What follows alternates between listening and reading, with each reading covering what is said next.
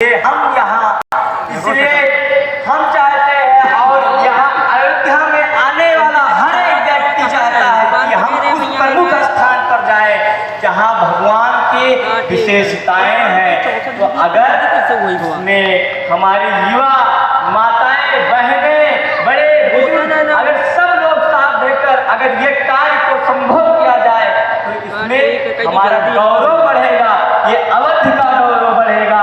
अभी तो भारत का देश का गौरव बढ़ा है।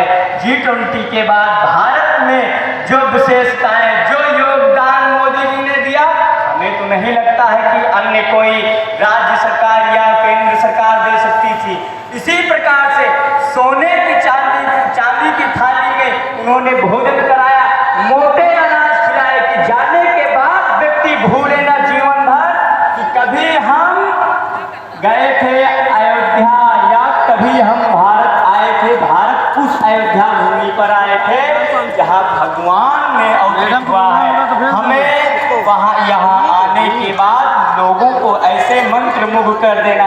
लोग कहते नहीं है अगर कहीं कथा या कहीं प्रसंग अच्छा हो तो वहाँ इतने मंत्रमुग्ध हो जाते हैं कि अन्य किसी की आवाज न सुनते हुए इतना आनंदमयी हो जाते हैं। हमारे महापुरुष भी हैं कि आनंदमयी होने के बाद में और अनेक प्रकार की जो गतिविधियाँ होती हैं उसको नज़रअंदाज करते हैं। इसी प्रकार से हमें जरूरत है कि हमें अयोध्या का मान बढ़ाना है।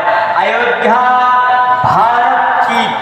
भारत नहीं पूरे विश्व की ये धर्म स्थली है और इसको पुनः स्थापित करने का कार्य करना है। इसमें आप सबका सहयोग की जरूरत है। यहाँ जगह जगह जितने भी हमारे महान भाव लोग हैं, जितने भी साथी हैं, अगर वो चाहेंगे तो अयोध्या का नाम अवध हो जाए। अयोध्या में रह करके वो कार्य कर सकते हैं जो हमें करना चाहिए, क्योंकि अयोध्या एक ऐसी धर्म की स्थान है। यहाँ रहने के बाद में जिस तरह इसी प्रकार से अयोध्या में रहने के बाद में अयोध्या एक पुरी है, 8 पुरी में एक पुरी अयोध्या आती है। और अयोध्या में अगर रह करके हम पुरी की महत्ता न समझें तो हमें रहना व्यर्थ है। अगर हम सनातन धर्मीय अनुयायी हैं तो हमें अयोध्या में रहने का फल प्राप्त करना है। अयोध्या में रहने की विशेषता जानने की जरूरत है, क्योंकि अयोध्या एक ऐसी नगरी है कि सारे नगरियों से उत्तम अयोध्या नगरी है। काशी में चले जाइए, हर हर महादेव का नारा रखता है और लोग कहते हैं कि यहाँ मुक्तिमणि धाम पे अगर कोई आया संस्कार हो गया तो मुक्त हो गया। तो ये अयोध्या है। अयोध्या में एक सप्ताह अगर कोई व्यक्ति रहता है भगवान में तो वो स्वयं नारायण को आ जाते हैं लेने के लिए, क्योंकि उसकी मुक्ति जहाँ स्वयं भगवान विराजमान हुए हो, स्वयं भगवान की यहाँ उपस्थिति हुए, वो भी इसमें किसी प्रकार का संशय नहीं है कि हमें इस कार्य से पीछे हटना चाहिए। हजारों की संख्या के बाद, हजारों वर्ष के बाद में अगर आज हमें राम की पुनः स्थापना हुई है, राम हमारे पुनः वनवास से आए हैं, तो इसमें संशय नहीं करने की जरूरत है। हमें कदम उठाना है, हाथ से हाथ मिलाना है। यो माताएं बहन सबकी जरूरत है।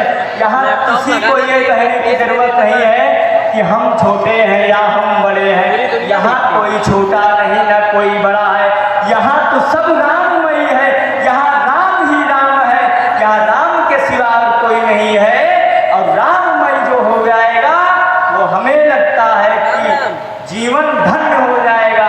जीवन धन्य होने का अगर हम लाभ चाहते हैं तो हमें प्राप्त करने की जरूरत है। हम जाकर के अवधवासी होकर के वेस्ट इंडीज की अगर रीति अपनाएं, वहाँ की संस्कृति न अपनाएं, तो ये हमसे मूर्ख कोई नहीं है।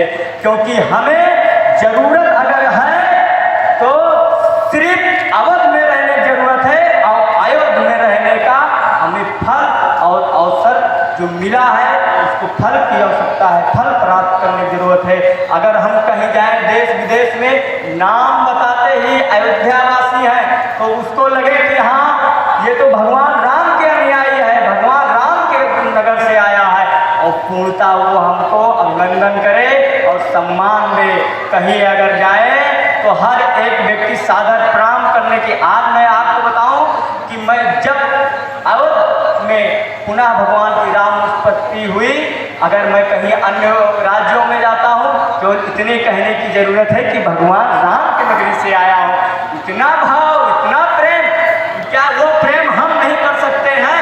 मैं उन अतिथियों का प्रेम करेंगे तो शायद उन्हें एक बाजी जो आकांक्षा करके आए कि हम चले, हो सकता है एक बाजी अयोध्या आए और फिर दोबारा ना आ पाए, लेकिन यहाँ इतना उनको प्रेम मिल जाए, इतना आनंद में भूल जाए, अवध में भूल जाए कि फिर दोबारा जाने के बाद में फिर कहें कि हमें अयोध्या पुनः जाने की जरूरत है। अयोध्या में ऐसे इतने आनंदमयी लोग रहते हैं कि अयोध्या में अब बस जाने का, भूल जाने का मन करता है। अयोध्या में अगर रहने का हम कार्य करते हैं तो अयोध्या में रहने के हम लाभ भी करें। अयोध्या में रहने का अगर हमको अवसर मिला है तो उसे हम कर दिखाएं। जो दुनिया सोचे कि अयोध्या में अगर है, वहाँ के बच्चे बच्चे राम कहते हैं और वहाँ के इतने संस्कारी बच्चे हैं कि जाते हैं तो वहाँ पर हमें गलत अगर मार्ग ना दिखाते हुए उचित मार्ग दिखाते हुए, और यहाँ तक कि वो साथ में चल के वो भगवान का दर्शन कराने का कार्य करते हैं। कितनी आप कल्पना कीजिए, कितनी अच्छी बात होगी कि अगर कोई आपका जाके अन्य देश विदेश में आपकी अगर प्रशंसा करे तो आपके लिए कितनी गौरव की बात होगी। आप स्वयं अपने मन में कल्पना कीजिए, यही सोचिए जनकपुर भगवान राम जब गए थे विवाह करने के लिए चारों भाई, तो इतना जनकपुर वालों ने इतना सम्मान, इतना प्रेम बरसाया